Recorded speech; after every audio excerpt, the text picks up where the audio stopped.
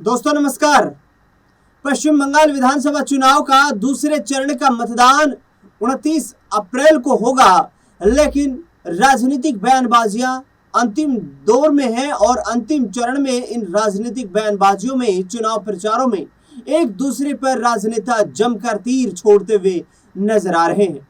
Congress party इस 2026 के बंगाल विधानसभा चुनाव में अकेले चुनाव लड़ रही है। वो कांग्रेस पार्टी जिसके पास पश्चिम बंगाल में एक भी विधानसभा की सीट नहीं है, वो कांग्रेस पार्टी इस बार परिवर्तन की बात करते हुए नजर आ रही है।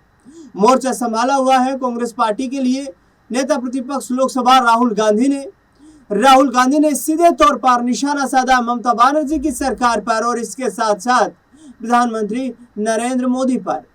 पीएम मोदी पर निशाना साधते हुए भारतीय जनता पार्टी को आड़े हाथों लेते हुए राहुल गांधी ने कहा कि भारतीय जनता पार्टी का राजनीति करने का सिर्फ एक ही तरीका है और वो तरीका है नफरत, यानी कि समाज को बांटकर राजनीति करने का।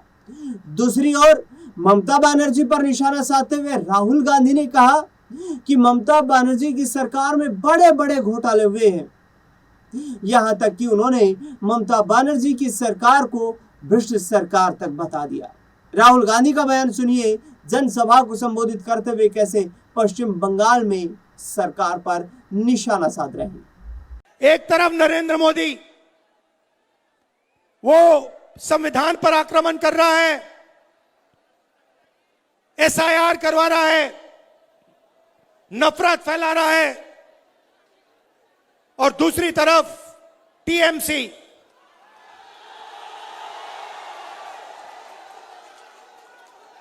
का काम बंगाल में बेरोजगारी बढ़ाने का है। 24 घंटा आपकी सारी इंडस्ट्री खत्म कर दी, सारे बिजनेस बंद कर दिए और सिंडिकेट से स्टेट को चलाते हैं। अगर कोई काम करवाना हो तो टीएमसी के गुंडों से करवा लो। टीएमसी के लोगों को आप जानते हो, आपका काम हो जाएगा। अगर नहीं जानते हो, अगर आप बंगाल की आम जनता हो, तो आपका काम बंगाल में नहीं होने वाला है। भाइयों और बहनों, ममता जी ने कहा कि 5 लाख युवाओं को मैं रोजगार दूंगी। पिछले चुनाव में बोला था, मिल गया आपको? अनएम्प्लॉयमेंट रजिस्टर में 84 लाख युवा हैं। 84 लाख युवा रोजगार मांग रहे हैं और ममता जी कह रही हैं कि मैंने 5 लाख युवाओं को रोजगार दिया। वो भी झूठ बोल रही हैं। तो ममता जी की सच्चाई, टीएमसी की सच्चाई दूसरी है। बीजेपी का मैंने आपको बोला, थोड़ा टीएमसी का बोल देता हूं।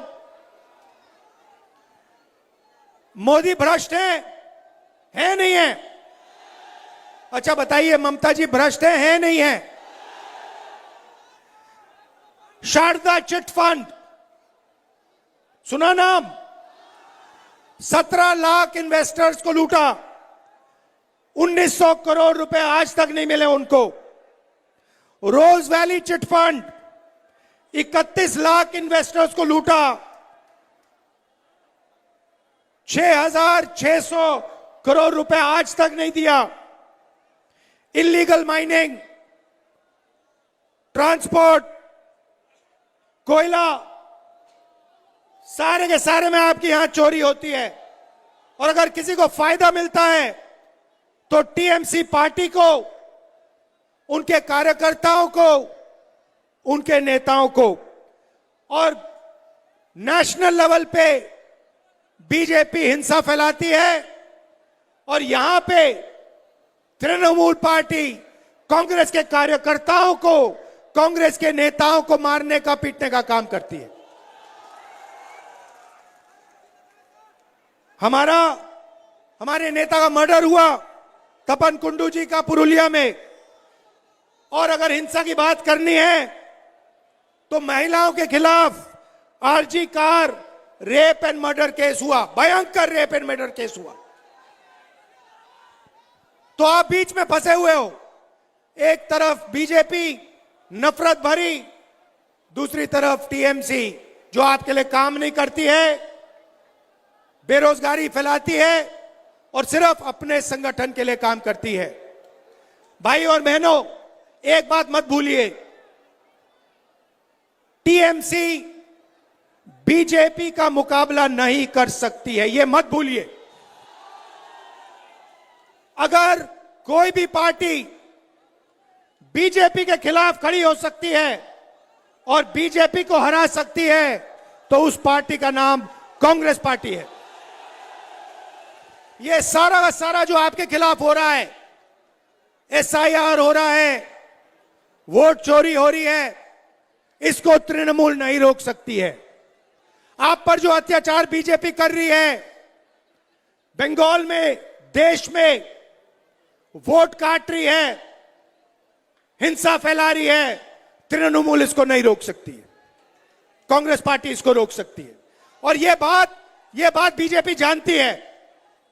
बीजेपी जानती है कि तृणमूल कांग्रेस उनको नहीं हरा सकती, जानती है कि कांग्रेस पार्टी उनको गिरा सकती है। और यह भी जानती है, और यह भी मोदी जी भी जानते हैं, आरएसएस के सब लोग जानते हैं कि एक आदमी है जो पीछे नहीं हटने वाला है, चाहे कुछ भी हो जाए। एक आदमी है जो डरता नहीं है, जो मरने को तैयार है और जो मोदी पर हंसता है 24 घंटा। मैं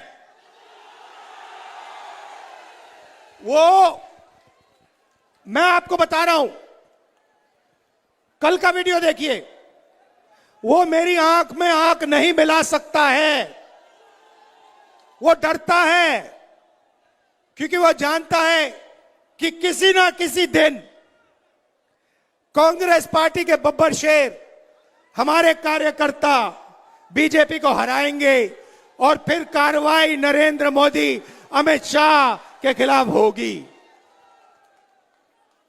घबराने की कोई जरूरत नहीं है, डरना नहीं है। आप बंगाल की जनता हो, आप किसी से नहीं डरते हो, आपकी हिस्ट्री है। ये कौन है ये लोग? कुछ नहीं है इनमें। आप लोग तो अंग्रेजों से लड़े थे, आप लोग तो सुपर पावर से लड़के जीतने वाले लोग हो, भूलो मत। तो सुना आपने राहुल गांधी जो नेता प्रतिपक्ष हैं लोकसभा में, कांग्रेस के बड़े राजनेता, उन्होंने सीधे तौर पर पश्चिम बंगाल में ममता बनर्जी की सरकार पर निशाना साधते हुए कहा कि पश्चिम बंगाल की ममता बनर्जी की सरकार भ्रष्टाचार है और भारतीय जनता पार्टी इस बार सत्ता में जो आने के दावे कर रही है वो बंगाल को चंद पूंजीपतियों के हाथ में सौंपने के लिए तमाम मेहनत करते हुए नजर आ रहे हैं। देखना बेहद दिलचस्प होगा कि 0 सीटों पर 2021 में सिमटी कांग्रेस पार्टी के लिए राहुल गांधी क्या कोई बहार लेकर आते हैं? कांग्रेस पार्टी कितनी सीटों पर अपनी जीत दर्ज कर पाती है?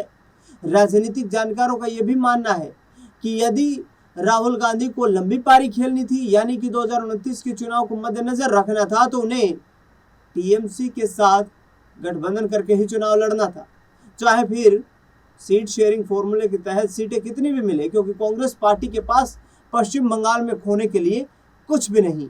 देखना दिलचस्प होगा कि 4 मई को जो नतीजे सामने आएंगे वो किसके पक्ष में आते हुए नजर आते हैं। इस खास रिपोर्ट को लेकर के आपकी क्या राय प्रतिक्रिया है वो हमें कमेंट बॉक्स में आप बताना बिल्कुल ना भूलें। इस खास खबर में फिलहाल के लिए इतना ही।